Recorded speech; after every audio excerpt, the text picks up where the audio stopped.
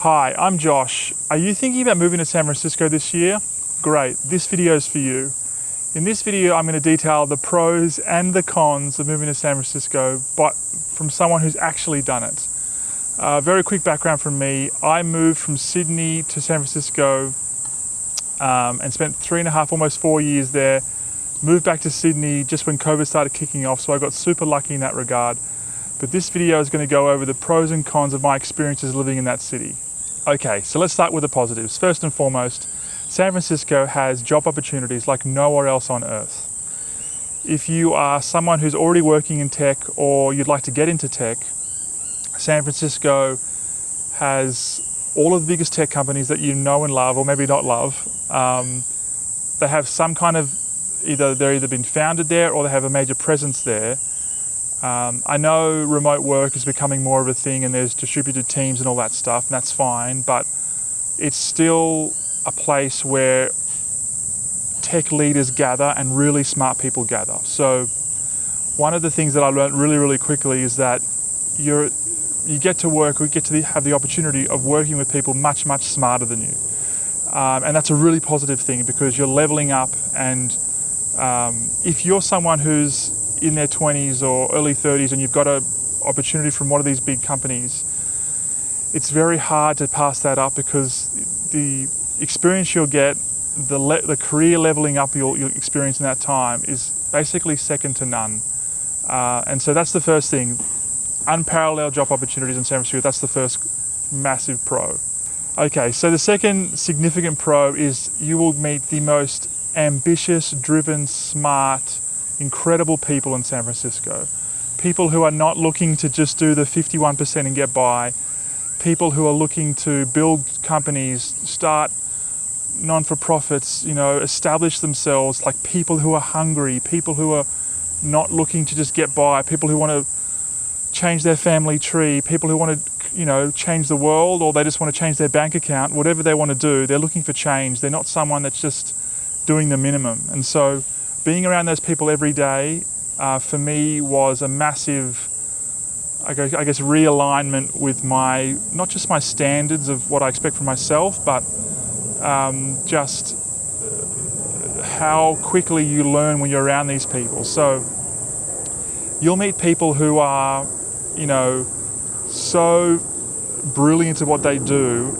It's infectious to hang around them and talk to them and pick their brains and ask them to lunch, and no matter what your passion is, it could be tech, it could be playing chess, it could be playing pickleball, it could be video games, it could be anything you're interested in. There's people there that are super smart, super driven, and like, people don't move to San Francisco just to get by. They go there to build, because they're hungry, they're driven, and that's one of the really exciting things about hanging out with people who are much smarter than you.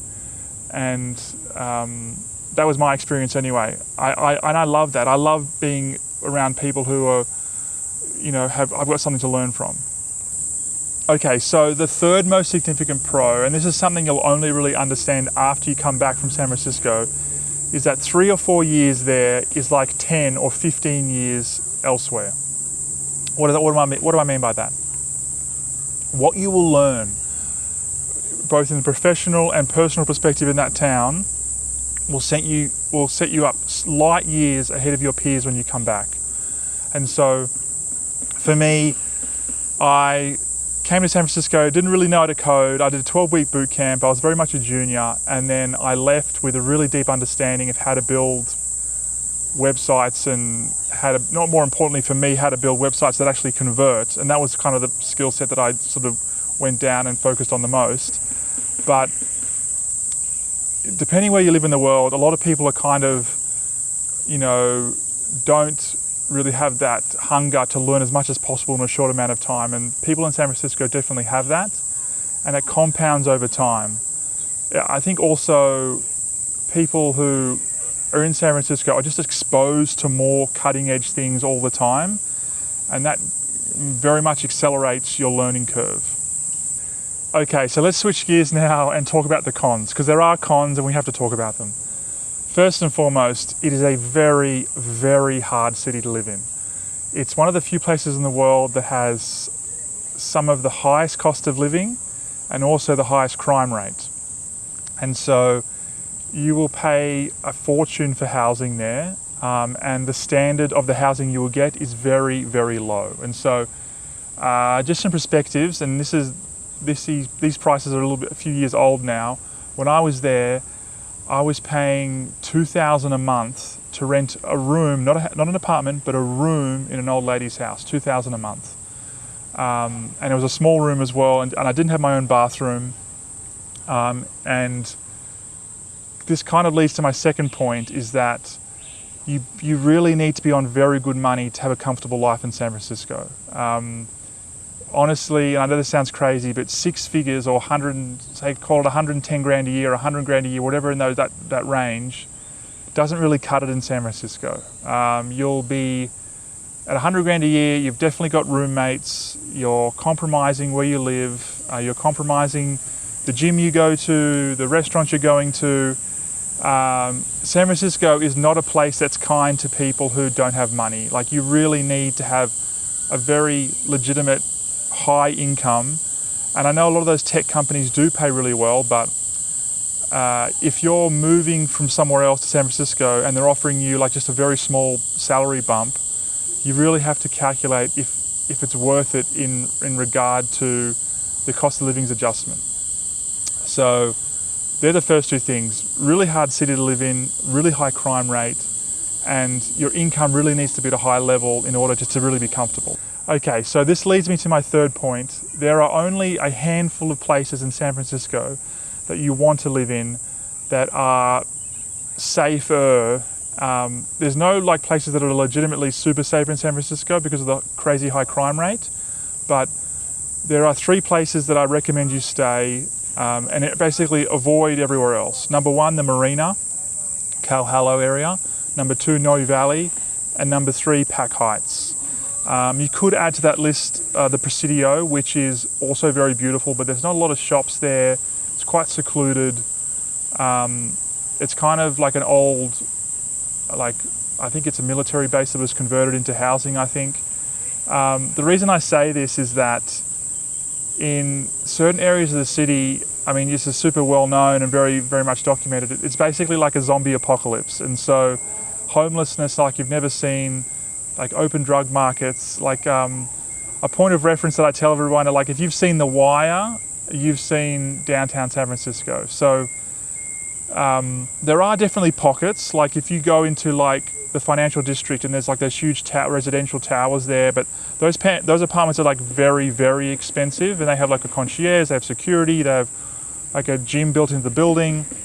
You can do that, but I'm just talking about for the average person who is just looking to move there and they're not on some crazy salary.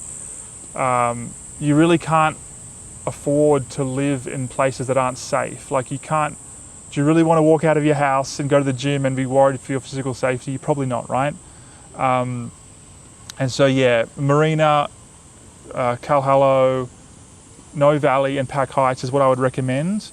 Obviously, stay away from anywhere near the city. The Tenderloin is basically a no-go zone, and large parts of all down. A lot of parts of Mission as well are also not great.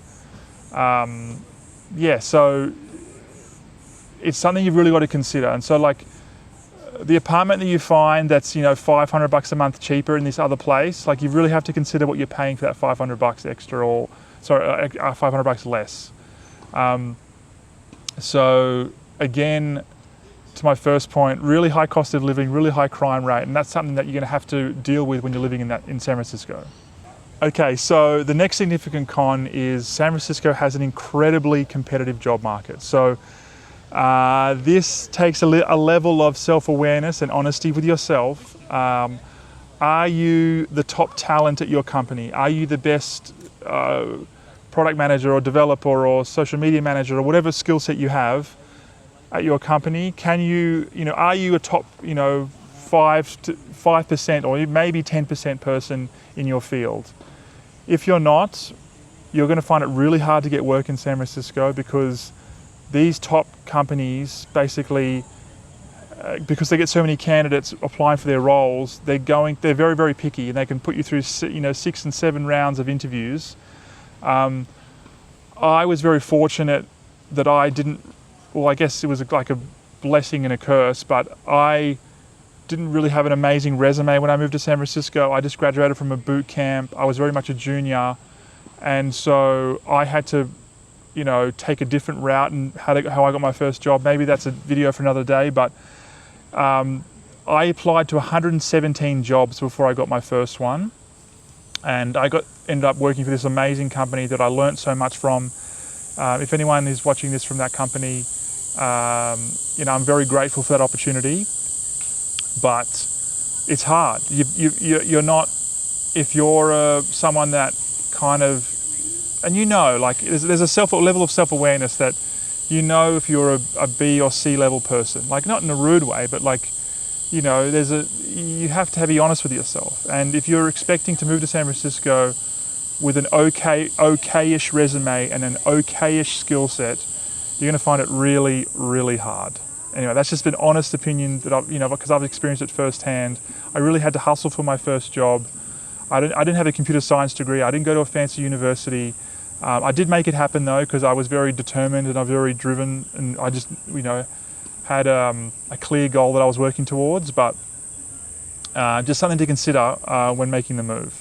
The last con that I wanted to mention, and this is a small thing, some people don't even care about it, but the weather is not great in San Francisco. It's basically cold 12 months a year, and when it's hot, the city kind of goes crazy because it's not used to being hot, and it's kind of like a lot of the smells, you could say, I'm trying to be polite here, kind of like come up, and it's kind of a bit of an unpleasant situation. But yeah, it's basically cold 12 months a year.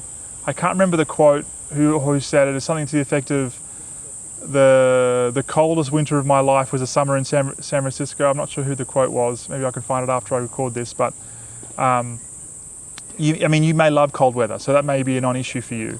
But just something that I also wanted to mention. Okay, so that's a very brief summary of both the pros and the cons of moving to San Francisco. I wanted to finish with a kind of like a summary or conclusion from my perspective and all of my friends' perspectives who have moved to San Francisco. To be really blunt and honest, moving to San Francisco was by far the best decision of my life.